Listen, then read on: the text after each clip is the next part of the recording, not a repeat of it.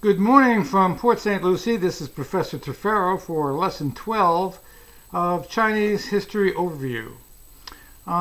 In our lesson today, we're going to look at the two regimes of Jiang Zemin and Hu Jintao, the two Chinese leaders before the rise of Xi Jinping.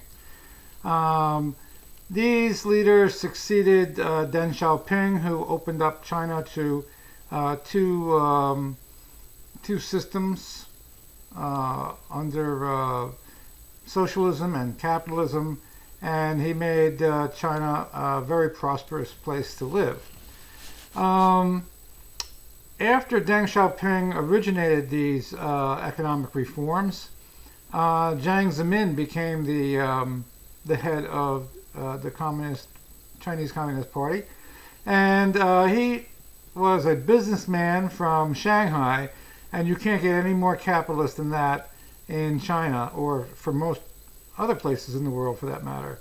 But of course, Jiang Zemin was a loyal and well-practiced CCP member, and he knew that he had to have a strong socialist backbone to his capitalist reforms.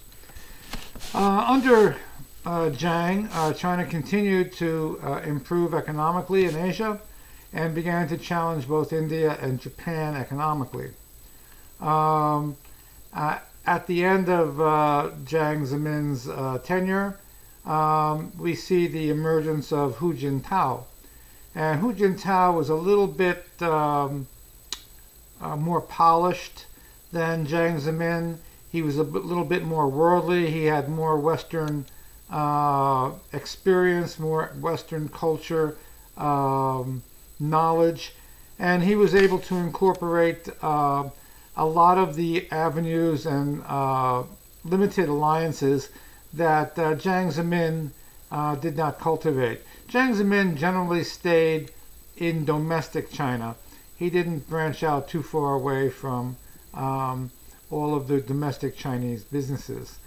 Hu Jintao, on the other hand, began the process of moving outside of China for both economic and political alliances.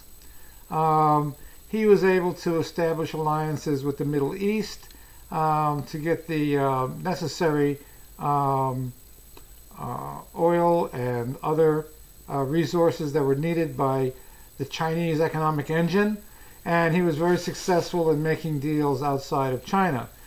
Of course, he would pale in comparison to the individual we will be studying next, which is Xi Jinping and the Belt and Road Initiative under Xi Jinping.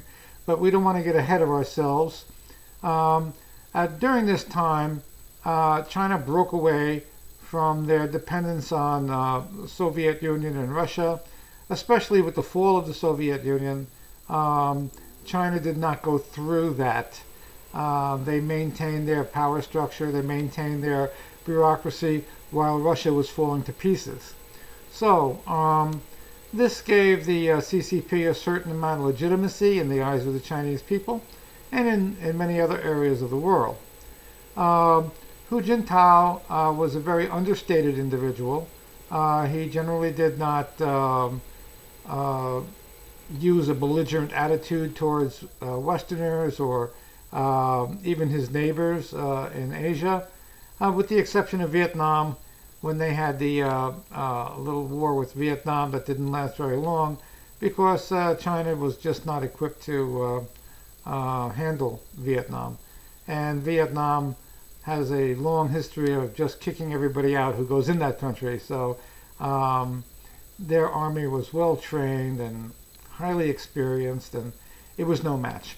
So in any event, Hu Jintao continued the economic progress of Deng Xiaoping and Jiang Zemin, and in our next lesson we're going to examine the policies of Xi Jinping and how the Belt and Road Initiative started in 2013 and is still going very strong today, although it has not achieved all of its goals.